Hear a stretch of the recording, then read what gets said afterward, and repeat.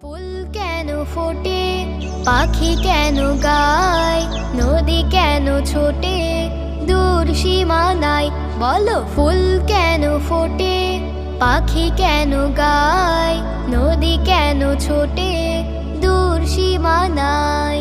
পাতা কেন দোলে, মন কেন ভোলে, পাতা কেন দোলে, মন কেন ভোলে, কেন এত রং দূর নীলিমায়। বলো ফুল কেন ফোটে, পাখি কেন গায়, নদী কেন ছোটে, দূর সীমানায়।